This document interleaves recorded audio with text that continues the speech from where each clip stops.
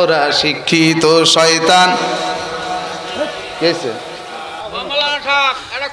ওরা হলো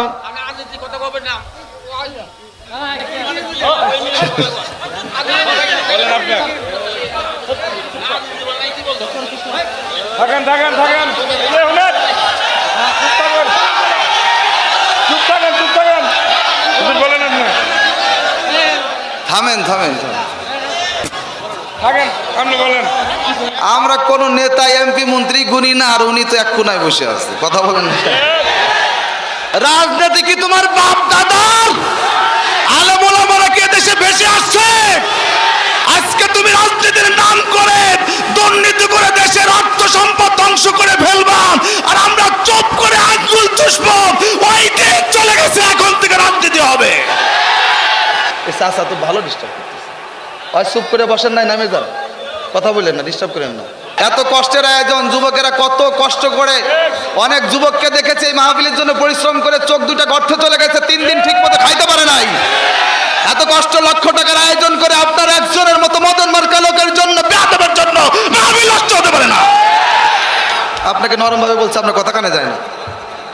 দুর্নীতির আখড়ায় বসে জাগির করে জ্ঞান, কলম দিয়ে কামাই টাকা, কলম দিয়ে কামাই টাকা, আবার ধরে সাধুর ভান, ওরা শিক্ষিত শয়তান। ওরা হলো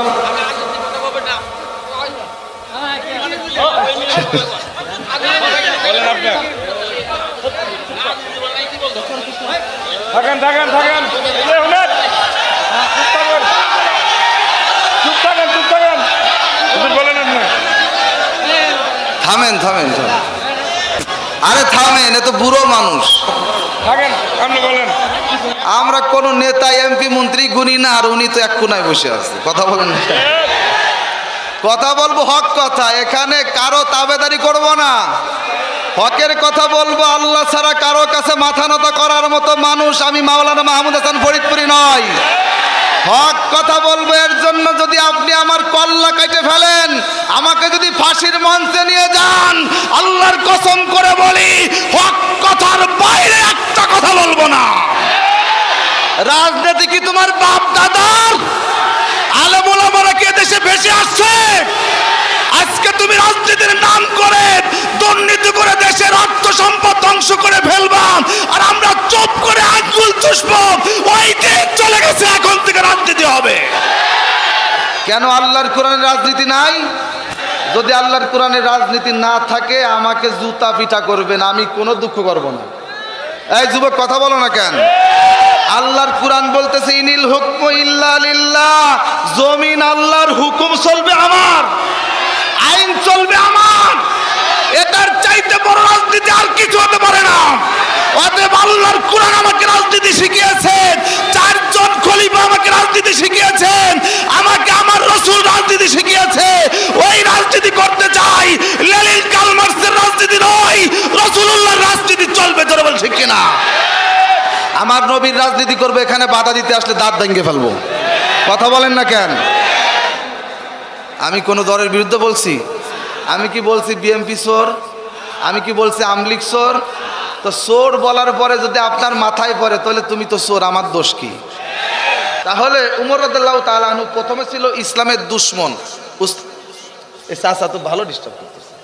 আর চুপ করে বসেন নাই, নামে যান, কথা বললেন না, ডিস্টার্ব করেন না, পরিবেশ নষ্ট করবেন না।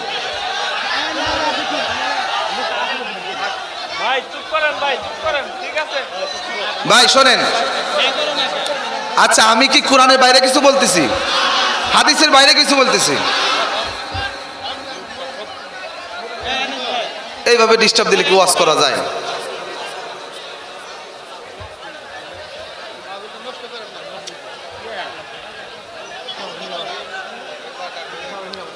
ভাই শোনেন, আচ্ছা আচ্ছা ঠিক আছে, মুরব্বী আর কথা বলবে না, ঠিক আছে ভাই? কথা বললে আমরা কিন্তু আর মঞ্চে বসতে দিব না। কথা বলেন না কেন? এত কষ্টের আয়োজন, যুবকেরা কত কষ্ট করে, অনেক যুবককে দেখেছে এই মাহফিলের জন্য পরিশ্রম করে চোখ দুটা গর্তে চলে গেছে, 3 দিন ঠিক মতো খাইতে পারে নাই।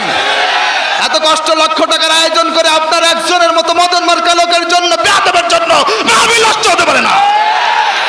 আপনাকে নরমভাবে বলছে, আপনার কথা কানে যায় না। গভীর মনোযোগ দেন। ওয়াজ কতক্ষণ করতে পারবো আমি ভালো জানি না। আমার ওয়াজ বাংলাদেশে বর্তমান মনে হয় আমার ওয়াজ বেশি বন্ধ হইতেছে। আজকের পরে কাল 14 তারিখ 15 তারিখ আমার মাহফিল ছিল গাইবান্ধা। এই যে আপনাদের মাহফিলে আসার সময় টাঙ্গাইল পার হয়েছে, ওখান থেকে গোলাম রব্বানি ভাই ফোন দিছে আমাকে, বলতেছে ভাইজান আপনি যে প্রধান অতিথি ছিলেন গাইবান্ধা ফেরিঘাট মাহফিলের, ভাইজান ওই মাহফিলে 44 ধারা জারি হয়ে গেছে। কয় ধারা? খালি 44 না, 144। আমি কই সে কিরে ভাই? কয় ভাই আমাদের প্যান্ডেল কমপ্লিট, এই যুবকদের মতো ওদের মাহফিল আয়োজনও খুব ভালো হয়। বলে আমাদের মাহফিল অনেক বড় হয়, 2 দিন আগে আমরা আয়োজন সব কমপ্লিট করে ফেলি। হুজুর আমাদের প্যান্ডেল কমপ্লিট হয়ে গেছে, আমাদের সব কমপ্লিট হয়ে গেছে হুজুর। বিকালবেলায় শহীদারা সে কয় যে থানায় যাইতে বলছে, থানায় গেছি। কয় যদি মাহফিল দাও তাইলে ধরে নিয়ে আসবো থানায়। এই জন্য আমার ভাইয়েরা, যারাই হক কথা বলবে, হকের আওয়াজ দিবে, তাদের উপরে বাধা আক্রমণ হতে পারে। তবে মনে রাখবেন, যতই বাধা দাও, যতই আক্রমণ করো, হক থেকে একচুল ছড়াবে মানুষ আমরা না। আল্লাহ রসুল বলে না সাকিতু, কথায় কথায় হাদিস বলতেছি, তারপরে কয় হুজুর কোরআন হাদিস থেকে ওয়াজ করেন। তার মানে হয়েছে কি, উনাকে খালি নরমতা ভাল লাগে, শক্ততা। এ ভাই রোগ যখন মনে করেন যে অপারেশন করা লাগবে, সবসময় কি প্যারাসিটামল দেয়? সবসময় কি অ্যান্টাসিড দেয়? এরপরে সিবিট, রুচি একটু কম, সিবিট খাওয়াই দিয়েছে, খুব মিষ্টি, ওষুধ খাইতেও ভালো লাগে। আর যখন ক্যান্সার হয় তখন কাইটে ফাইরে ক্যান্সার বাইর কর, ঠিক না জোরে বলেন? রুগী তখন মরে, রুগী তখন ব্যথা পায়, কিন্তু ক্যান্সার অপারেশন করার পরে রুগী কয় ভালো লাগে। অপারেশনের সময় একটু কষ্ট লাগে, লাগবে এখন কষ্ট। কারণ আপনি যদি আপনার বোনকে ঠকান, বোনের সম্পদ না দেন, আমি যদি এখান বোন ঠকানোর ওয়াজ, যদি শরীক ঠকানোর ওয়াজ শুরু করি, আপনার গায়ে ক্ষমতা বেশি, প্রতিবেশী গরিব মানুষ, তার আইল ঠেলে 3 হাত চলে গেছেন, তার বাড়িটা দখল করার চেষ্টা করতেছেন। এখন যদি আমি হকের ওয়াজ করি, আপনার তো মাথা গরম, তা আমার দোষ কি? দোষ তোমার। তুমি যদি সুদ খাও, মায়ের সাথে দিনা করা, মাকে দর্শন করার সমান গুনাহ, আল্লাহর সাথে যুদ্ধ করার গুনাহ। এখন সুদের বিরুদ্ধে ওয়াজ করলে তোমার মাথা গরম হয়ে যায়। দোষ কি আমার না তোমার? তুমি মাথা গরম না করে সুদ ছেড়ে দাও, তুমি দুর্নীতি না করে দুর্নীতি ছেড়ে দাও। কথা বলেন। নামাজের ওয়াজ করলে হুজুর একের হুজুর, ভালো হুজুর, আমার বাড়ি 3 বেলা খাবেন হুজুর, দাওয়াত। এরপরে যদি যাকাতের ওয়াজ করি, হুজুর আরো ভালো। এরপরে যদি রোজার ওয়াজ করি, হুজুর আপনার মতো ভালো মানুষ পাওয়া যায় না। কিন্তু মুসলমান আজকে জিহাদের আলোচনা করলে পারে আমাদের উপরে কিছু মানুষ গোসা করে। মনে রাখবেন, নামাজের আলোচনা কোরআনে যতবার, যাকাতের আলোচনা কোরআনে আল্লাহ করেছেন যতবার, হজের আলোচনা করেছেন যতবার, এর চাইতে রোজার আলোচনা করেছেন যতবার, তার চাইতে বেশি আলোচনা কোরআনে সরাসরি জিহাদের করেছেন আল্লাহ। বেশি জোরে কান সুবহানাল্লাহ।